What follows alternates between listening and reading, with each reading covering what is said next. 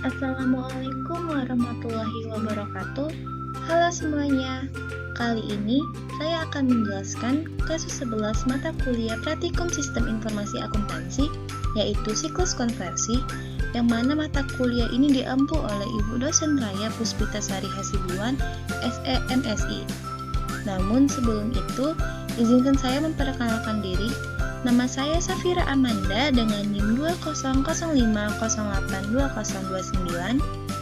Saya adalah mahasiswi aktif Politeknik Negeri Medan, Stambuk 2020 jurusan akuntansi, prodi D3 akuntansi. Nah, pada presentasi saya ini terdapat 5 poin penting dalam daftar isi. Yang pertama ada diagram konteks yang merupakan gambaran lingkup sebuah sistem. Yang kedua ada data flow diagram atau DFD yang menggambarkan aliran data dari sebuah proses atau sistem informasi. Nah, DFD saya kali ini terdapat 5 level yang dimulai dari level 0 sampai level 4. Kemudian ada flow chart atau bagan alir yang merupakan penjelasan berbentuk diagram alir. Kemudian ada analisis kelemahan sistem pengendalian internal. Lalu yang terakhir ada saran dari kelemahan sistem pengendalian internal. Langsung saja kita masuk ke topik pertama, yaitu diagram konteks. Nah, ini dia diagram konteks saya. Tadam!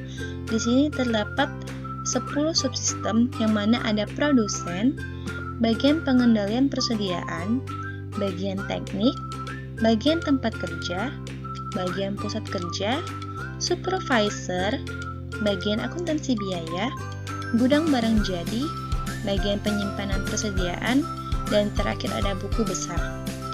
Nah, pertama-tama, produsen akan mengirimkan blanket order atau pesanan yang telah disepakati kepada sistem konversi. Pada tahap ini, dokumen produksi seperti daftar kebutuhan bahan baku dan lembar urutan kerja dibuat. Nah, setelah itu, blanket order akan dikirimkan ke bagian pengendalian persediaan, yang mana output dari subsistem ini adalah laporan status persediaan.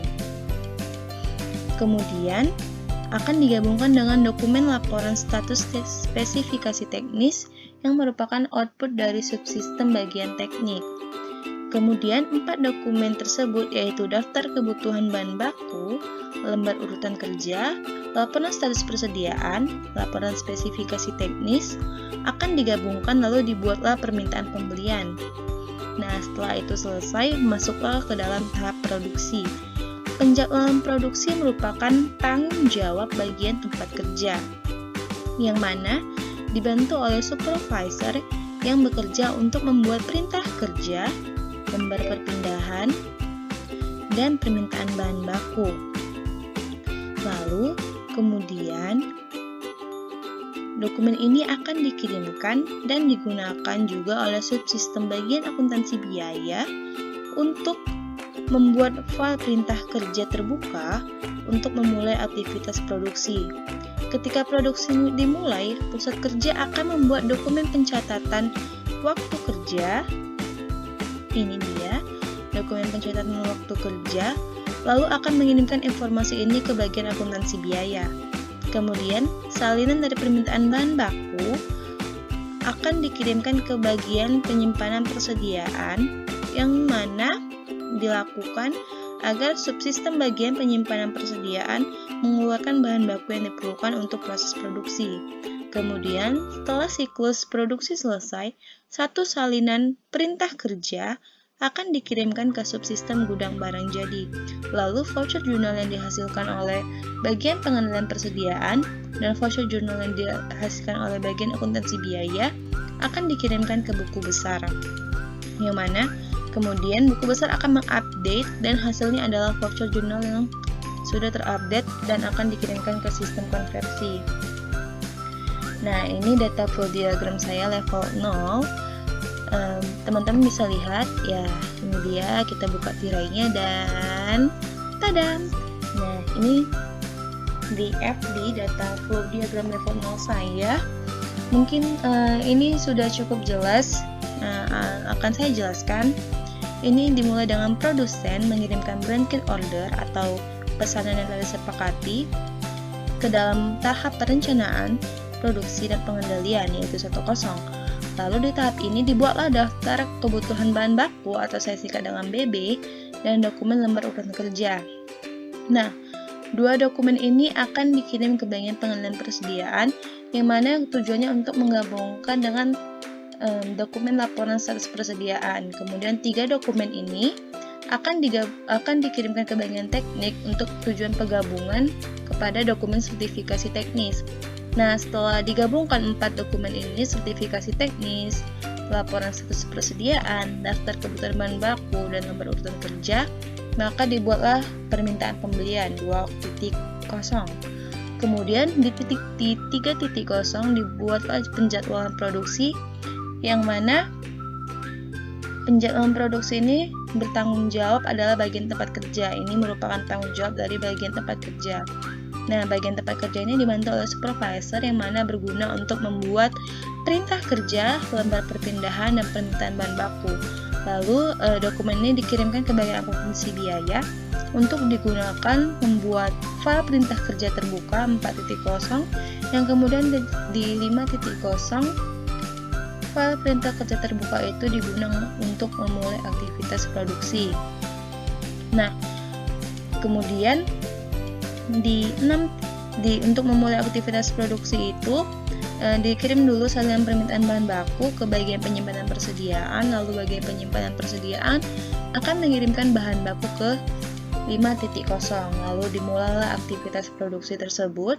Kemudian di 6.0 sistem akan mengakhiri aktivitas produksi yang kemudian outputnya adalah salinan perintah kerja yang akan dikirimkan ke gudang barang jadi.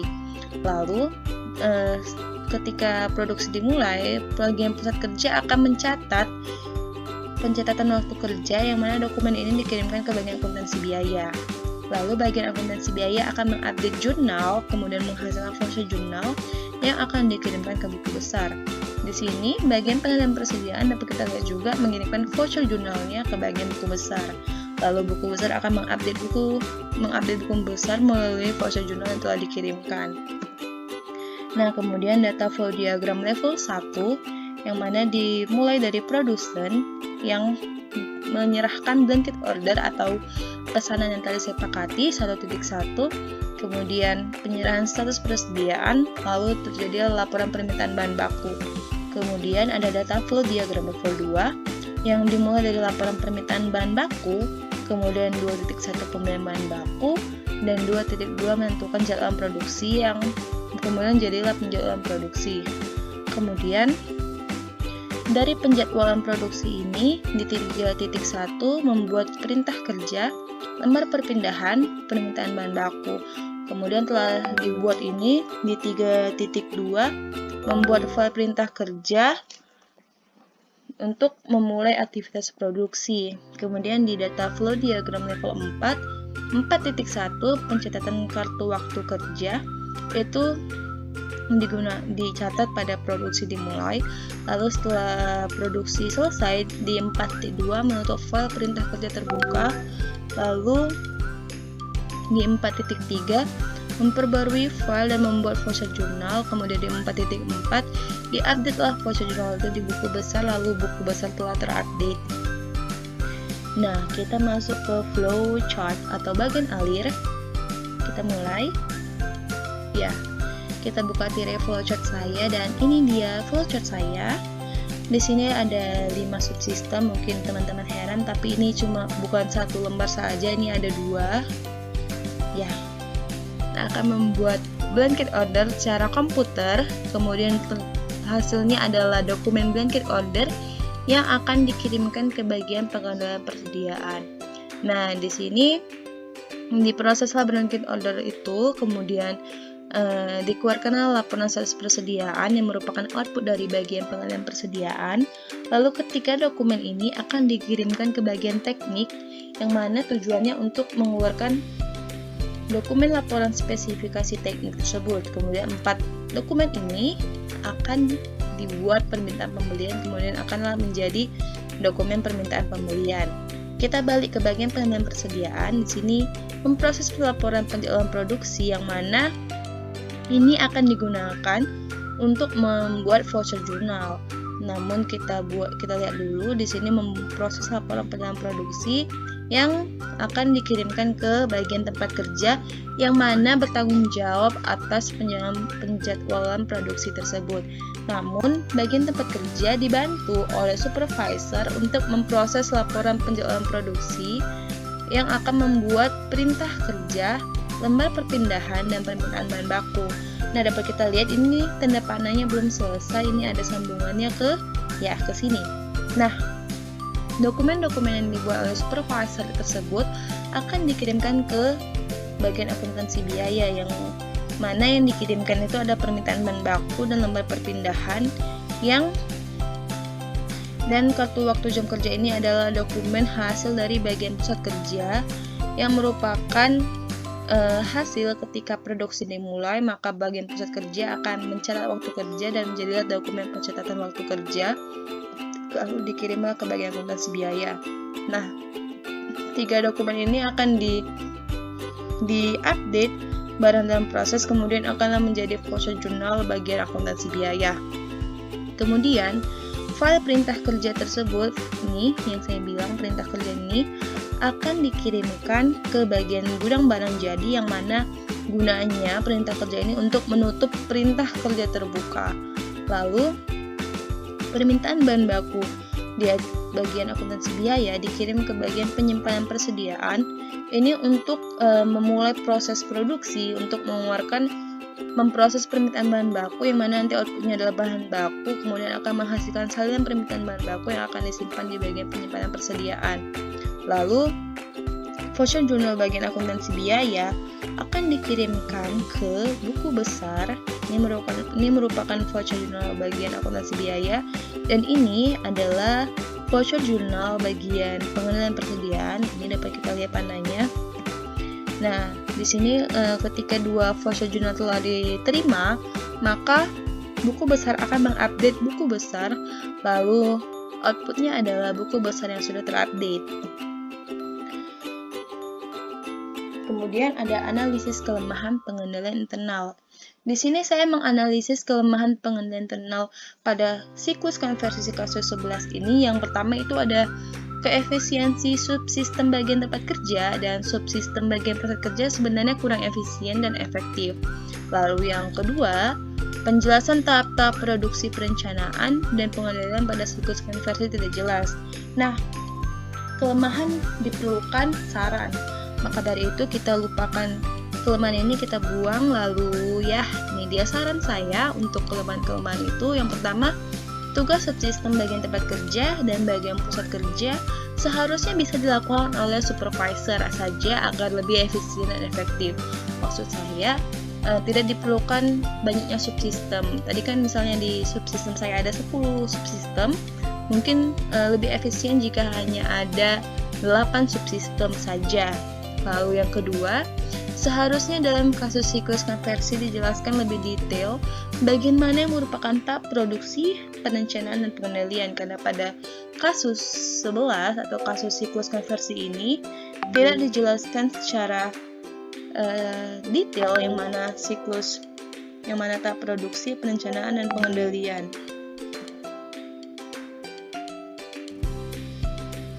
Nah, sekian presentasi dari saya. Jika ada pertanyaan, silakan ketik di kolom komentar. Terima kasih. Saya Safira Amanda, izin pamit undur diri. Jika saya ada salah kata atau mungkin ada perkataan saya yang kurang jelas, saya mohon maaf. Semoga dari presentasi saya kali ini, teman-teman semua atau adik-adik yang melihat presentasi saya kali ini dapat memahami dan membantu tugas kalian. Sekian dari saya. Wassalamualaikum warahmatullahi wabarakatuh.